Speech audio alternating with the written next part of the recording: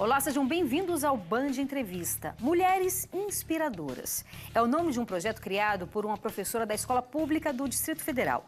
Os estudantes foram desafiados a apresentar histórias de mulheres que romperam barreiras, figuras públicas ou heroínas anônimas. E mais, surgiu como um incentivo para que as alunas continuassem os estudos. O projeto, que começou em uma sala de aula, ganhou o mundo. E é com a autora do projeto que a gente conversa agora, a professora Gina Vieira. Muito obrigada pela sua participação. Que honra recebê-la aqui, viu? A honra é toda minha, Renata. É um prazer enorme estar aqui com você. Que bom que estamos juntas batendo esse papo. Queria começar perguntando como é que surgiu, falei um pouco aqui, mas queria ouvir de você, como é que surgiu esse projeto Mulheres Inspiradoras? Perfeito. O projeto, Renata, ele surge de um longo processo de ressignificação da minha prática pedagógica. Eu já atuava como professora há pouco mais de uma década, quando eu fui trabalhar com adolescentes, e percebi uma dificuldade de fazer com que eles se envolvessem nas minhas aulas. Por mais que eu tentasse metodologias diferentes... Aulas de português? Aulas de língua portuguesa. Língua portuguesa. E aí eu fui estudar para entender por que os meus alunos viravam as costas para a escola e me dei conta de que, de fato, nós temos uma escola que parou no tempo, que tem dificuldade de dialogar com a juventude, que trabalha com metodologias ultrapassadas, que se vincula ao que Paulo Freire chama de educação bancária, que é a educação da repetição, da cópia, da reprodução. E aí eu estabeleci o compromisso de me ressignificar como professora. Uau. Essa ressignificação envolvia ouvir os meus alunos, saber que conteúdos eles consumiam. E aí, num dado momento, num bate-papo com um aluno meu, ele perguntou se eu tinha Orkut. E aí eu não tinha a menor ideia do que era Orkut, né? E me senti uma professaura. Falei, gente, eu preciso me aproximar dos meus alunos. Sim. Fui usar as redes sociais para conhecê-los, para saber que conteúdos eles acessavam, postavam. Usar as redes como ferramenta pedagógica na medida do que era possível. Perfeito. E quando eu começo a usar as redes, sou surpreendida por um vídeo produzido por uma menina de 13 anos. Ela produziu o vídeo e no vídeo ela se apresentava dançando.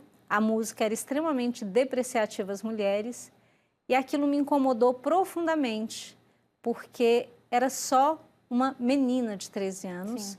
se expondo a todo tipo de risco. A abordagem de um pedófilo, o constrangimento de daqui a 20 anos se deparar com aquela imagem e se sentir incomodada. Todos os riscos que a internet traz para a gente quando a gente começa a usar. E aí eu fiquei me perguntando sobre por que esse modelo reverberava tanto para as meninas e por que, por exemplo, na minha trajetória, esse modelo não teve tanta força. E aí eu me lembrei do que minha mãe me falava quando eu era criança. A minha mãe era uma mulher que só estudou até a 4ª série primária, não tinha muitos letramentos, mas ela tinha uma sabedoria extraordinária e ela me dizia assim, minha filha, coloque toda a sua atenção nos seus estudos. Uau. E nunca dependa de homem para nada.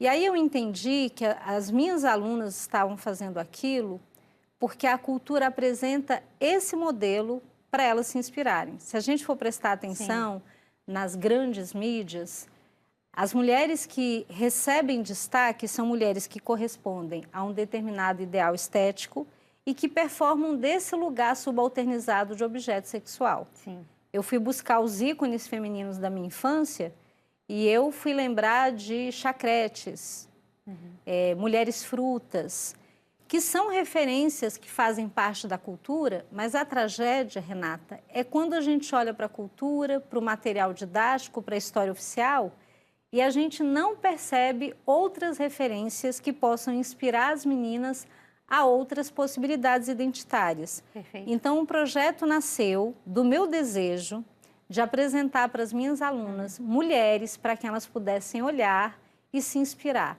Mas mulheres que tiveram a coragem de se insurgir a essa referência que nos reduz, que nos desumaniza, que nos coloca como um mero objeto sexual. Então, o projeto teve foco nos letramentos, então é um projeto que tem como base a leitura e a escrita autoral e todo o trabalho foi organizado em torno de biografias de grandes mulheres. Fenomenal. Tem várias perguntas aqui. Você chegou a apresentar algumas dessas mulheres como referência ou eram os próprios alunos e aí incluíam os meninos também, né? Meninos e meninas, né? Embora o estudo de pesquisa fossem mulheres. Ou eles estavam livres para escolherem essas mulheres? Então, o projeto teve várias etapas. Na primeira etapa, eu precisava construir esse conceito de mulher inspiradora com eles. Uhum. Então, primeiro eu fui entender como é que eles viam essas representações. Perfeito. E fiz uma pesquisa diagnóstica e percebi que boa parte dos alunos ainda não tinha um repertório para fazer uma leitura crítica. Foi o que eu imaginei. Então, as referências continuavam aquelas às quais você se referiu, não é isso? Exatamente, porque isso está naturalizado, sim, né? Sim. E aí, o que eu fiz? Eu peguei o nome de 10 mulheres que têm muita visibilidade na mídia e as 10 mulheres que eu sabia que eles não conheciam. Tá. Por exemplo? Irena Zendler, Carolina Maria de Jesus. Vou citar as duas que o telespectador talvez não conheça também, que foram as duas que mais mexeram com eles, né? A Carolina Maria de Jesus é uma brasileira que só estudou até a segunda série primária, e ela tinha um sonho de ser escritora. Uma mulher negra que nasceu apenas 29 anos após a abolição da escravatura, e ela catava os livros no lixo, lia esses livros, escrevia diários, e depois de 15 anos de luta, conseguiu realizar o sonho de ser escritora, e a obra dela é tão relevante para a literatura brasileira que já foi traduzida para mais de 13 idiomas. Olha isso. Imagina. E aí eu te faço um parêntese, que como você bem disse, infelizmente eu tenho praticamente a certeza de que pouquíssimas pessoas no Brasil a conhecem. Exatamente. Porque isso é parte do machismo e do patriarcado, né? O machismo, ele constrói a ideia de que nós mulheres somos cidadãs de segunda categoria, que nós somos inferiores intelectualmente, que nós somos menos capazes. Para confirmar essa narrativa, é necessário que haja uma representação discursiva e visual que dê destaque aos homens. Nós, mulheres, não aparecemos, não figuramos na história oficial do país como a gente deveria figurar. Nós não aparecemos nos currículos oficiais da escola. Então, como é que a gente vai oportunizar as meninas vislumbrarem possibilidades identitárias, sonharem com lugares que não sejam esses lugares subalternos, se elas não recebem referências para se inspirar? Mais ainda, né? Você perguntou se o projeto foi realizado com meninos.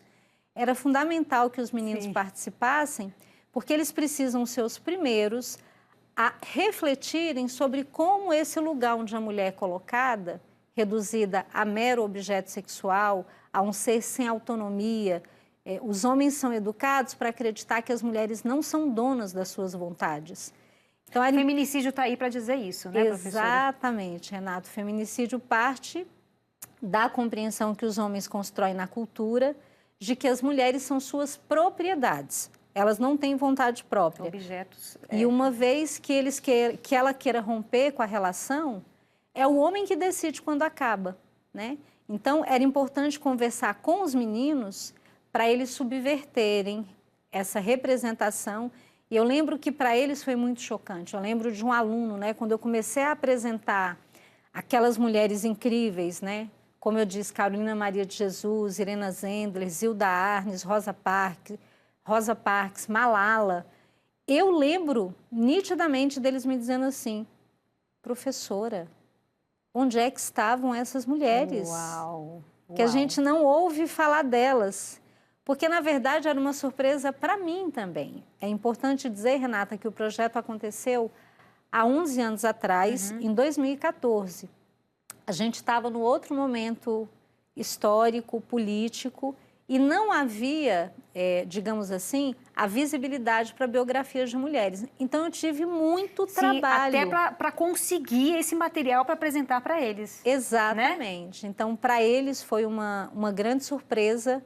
É como se fosse um insight mesmo de pensar, meu Deus, é isso, as mulheres são capazes, elas são extraordinárias, mas está cristalizado no imaginário social e na mente das pessoas, em função da predominância dessa representação que objetifica as mulheres, está cristalizada a ideia de que a mulher só é capaz para casar, ter filhos e ser objeto sexual, né? Verdade. É verdade. Agora a gente faz um breve intervalo e volta daqui a pouco. Não sai daí, eu te espero.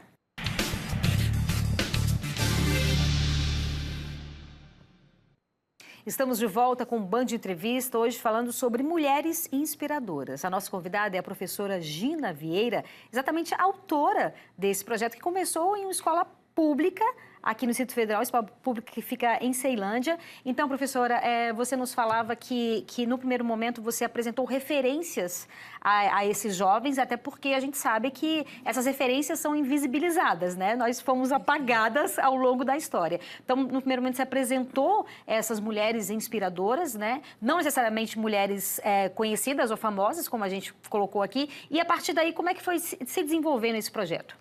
Perfeito. É importante dizer, Renata, que o projeto Mulheres Inspiradoras, ele é focado nos letramentos, na leitura e na escrita autoral. Perfeito. Então, primeiro eles leram essas biografias para entender o gênero textual, biografia.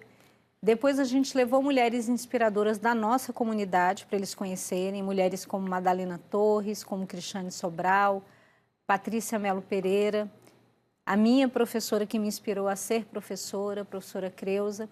E na última etapa, a gente fez uma provocação para eles pensarem sobre as mulheres inspiradoras das suas vidas. Certo. E essa foi a etapa mais surpreendente do projeto. Porque, primeiro, quando eu falei, agora que nós conhecemos biografias de grandes mulheres, vocês vão escolher uma mulher inspiradora para que vocês possam entrevistá-la. E aí eles me disseram assim, nossa, professora, depois de conhecer as mulheres que a senhora trouxe aqui, esse título, né, Mulher Inspiradora, tomou um relevo maior. Então eles diziam, eu só posso dar esse título para minha mãe. Que bacana. Eu só posso dar esse título para minha avó. E aí a gente fez um trabalho minucioso para que eles pudessem conhecer em profundidade a história dessas mulheres, porque no trabalho diagnóstico a gente percebeu que eles tinham admiração por essas mulheres, mas quando a gente perguntava, olha, sua bisavó tem 98 anos, que você escolheu como inspiradora, então ela não nasceu em Brasília, onde é que ela nasceu? E aí eles não sabiam informar. Uau! Porque a gente está diante de uma geração que conversa menos com os pais, né? Eu sou de uma geração que eu ouvia detalhes da história da minha mãe o tempo todo. E é fundamental a gente conhecer a nossa história, né? Então, nós criamos uma metodologia para que eles sanassem aquelas lacunas em relação ao conhecimento daquelas histórias. E eles já voltavam da entrevista, Renata, com o peito estufado, o olho brilhando e dizendo, professora, eu descobri que a minha mãe é muito mais inspiradora do que eu imaginava. Que fenomenal. Professora, eu descobri que a minha bisavó ficou viúva com 10 filhos para criar e trabalhou anos a fio em cima de uma máquina de costura para garantir o nosso sustento. O outro me falava, professora, eu descobri que minha mãe engravidou aos 15 anos e ela não teve apoio de ninguém. Ela teve que lutar com o mundo para que eu estivesse aqui vivo. Então, na medida em que eles foram conversando com essas mulheres, com quem eles têm vínculo afetivo, eles foram aprofundando o conhecimento da história dessas mulheres e, no final das contas, resgatando a memória da história da família, né? Sim. Eu me lembro, por exemplo, que no caso da bisavó Zica, a aluna me confidenciou, professora, eu sentei para entrevistar a minha bisavó, comecei a fazer as perguntas do roteiro que nós elaboramos, né? E quando eu vi, foram chegando meus tios, meus primos, todo mundo foi querendo ouvir aquela história. Isso, né? Que lindo, professora. É um projeto pioneiro, né? E aí, como foi que você foi percebendo? Ou seja, esse projeto ele surgiu diante da sua percepção de que os alunos não estavam prestando atenção nas aulas, né? Porque eu concordo plenamente com você quando você fala que, infelizmente, o processo educacional, digo brasileiro porque eu não conheço do resto do mundo, ele não avançou, ele não se atualizou, não teve o F5 para essa nova geração. Isso. E aí o que você tem são alunos totalmente desmotivados. Diante desse projeto, você sentiu uma motivação dos seus alunos? Nossa, uma diferença profunda, Renata. Porque aí eu percebi que o desafio era mudar as metodologias. Perfeito. A gente foi educada, você deve ser bem mais jovem que eu, mas eu tenho 53 anos e eu estudei nessa escola que os autores chamam, que segue o paradigma da educação bancária. Paulo Freire usa esse termo para falar dessa educação em que o professor deposita o conhecimento para o aluno e o aluno tem que depositar o conhecimento na prova. É uma alusão a uma espécie de depósito bancário, uma metáfora construída por Paulo Freire. As ciências da educação já mostraram que esse tipo de prática ela provoca pouco a aprendizagem. Nós aprendemos na medida em que nós somos acionados como sujeitos, onde a nossa margem de ação não é só repetir, reproduzir, obedecer e copiar. A gente aprende quando a gente participa ativamente, quando a gente se envolve, quando a gente elabora, sistematiza, constrói, resume, escreve, debate. Então, eu tive que mudar as minhas metodologias e, no lugar de chegar e entregar um conteúdo pronto, eu tive que criar as situações de aprendizagem em que eles seriam agentes. Eles teriam que botar a mão na massa, pensar, construir. Fenomenal. Então, só para citar um exemplo, né? Houve uma etapa específica do projeto em que nós discutimos a violência contra a mulher nas redes sociais. Então, era... Que é bem o universo deles, né? Exatamente. Usou as redes sociais exatamente, que é o dia a dia deles, né? É uma coisa com a qual eles convivem o tempo todo. E eu lembro que quando eu me propus a trabalhar sobre esse tema há 11 anos atrás, quando havia muito menos redes sociais, eu ouvi muitas críticas. As pessoas diziam assim, não, mas isso não é conteúdo de língua portuguesa. Eu ia te perguntar isso, se você teve resistência nesse seu processo aí renovador, né? Tão assim, um olhar tão para frente, na verdade, né? E aí a gente percebe ao longo da história que as pessoas que querem fazer uma revolução, elas são podadas de todas as formas, né? E era isso que eu queria te perguntar, se você encontrou resistências ao meio do caminho. Renata, todas. Todas que você pensar. Houve resistência ao tema. Eu cheguei a ouvir perguntas do tipo, mas por que tem que ensinar a história de mulheres? Né? E essa pergunta, vinda de um aluno, ela era ótima, né? Sim. Porque é muito pertinente. Isso sinaliza o quanto a nossa mentalidade está cristalizada com a ideia de que a mulher é algo tão menos importante que o homem. É quase uma perda de tempo estudar. Para que eu vou estudar isso? E no lugar de rechaçar essa pergunta, eu o trouxe para uma provocação. Eu falei, vamos abrir o seu livro de história. Você sabe por que eu não preciso criar um projeto para contar a história dos homens? Tá tudo aí, né? Porque essa história já está posta. É a história que a gente conta no Brasil há mais de 500 anos. Agora, abre o seu livro de história e procura as mulheres que participaram da história, né? Perfeito. Então, houve a resistência ao tema, embora, felizmente, eu tenho que dizer, aquele ano eu tive a sorte, por muitos anos da minha vida, de ter alunos extraordinários, que abraçaram o projeto. A grande maioria, a resistência foi mínima, a grande maioria abraçou o projeto, sobretudo porque eles diziam, professor, a gente gosta das suas aulas porque a gente pode participar, a gente pode falar. Quem não quer ser ouvido, né? A gente pode criar, a gente pode fazer as coisas. Mas houve resistências também em relação a essa metodologia por parte de outras pessoas que olhavam e passavam na minha sala e viam os meninos debatendo e construindo e apresentando, aí coisas do tipo, não, aquilo não é aula, né? Aquilo é uma bagunça, né? Acredito. Porque a gente tem na nossa cabeça... É um pensamento muito restrito, que muito sala pequeno. de aula boa é todo mundo enfileirado, calado, ouvindo, só não está prestando atenção, né? É isso, exatamente. Às vezes está ali, parado, mas está distante, porque não está sendo chamado para o processo pedagógico, né? Perfeito. Então, respondendo a sua pergunta, eu tive que lidar com muitas resistências e muitos desafios, mas quando eu fiz o projeto, eu já era professora há mais de 20 anos. Então, sabe quando você já está com o couro assim, calejado? E aí eu entendi que aquelas resistências faziam parte do projeto, porque é como você apontou muito perfeitamente.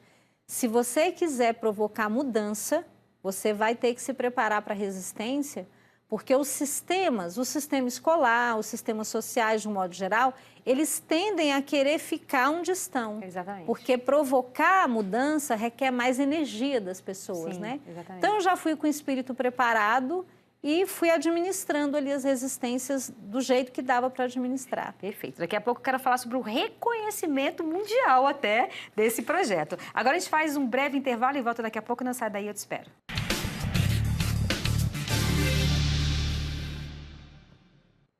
Estamos de volta com o Band Entrevista, hoje falando sobre Mulheres Inspiradoras, que é um projeto da nossa convidada, a professora Gina Vieira. Professora, então, eu queria saber como é que esse projeto foi ficando conhecido e reconhecido dentro, não só do ambiente escolar, na verdade, a gente vai falar aqui, né? Perfeito. Parte do projeto, Renata, foi usar as redes sociais. Eu precisava conversar com os meus alunos sobre o uso das redes sociais com responsabilidade ética. E a gente começou a usar as redes sociais para divulgar uma campanha de combate à violência contra a mulher. Nossa. Eles eram convidados, a comunidade foi convidada a, não tinha hashtag na época, né? A usar um cartaz que dizia: nós dizemos não a qualquer forma de violência contra a mulher.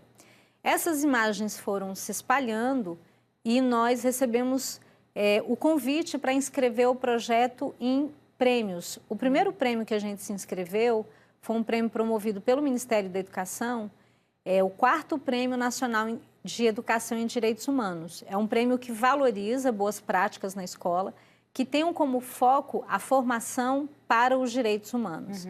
Nós nos inscrevemos na época, concorremos com cerca de 300 projetos do Brasil e conquistamos o primeiro lugar. Que fantástico. Isso em novembro de 2014.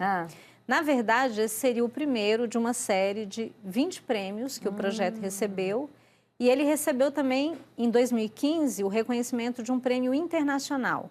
Primeiro Prêmio Ibero-Americano de Educação em Direitos Humanos. Que lindo. Então, essas premiações fizeram com que o projeto tivesse mais visibilidade.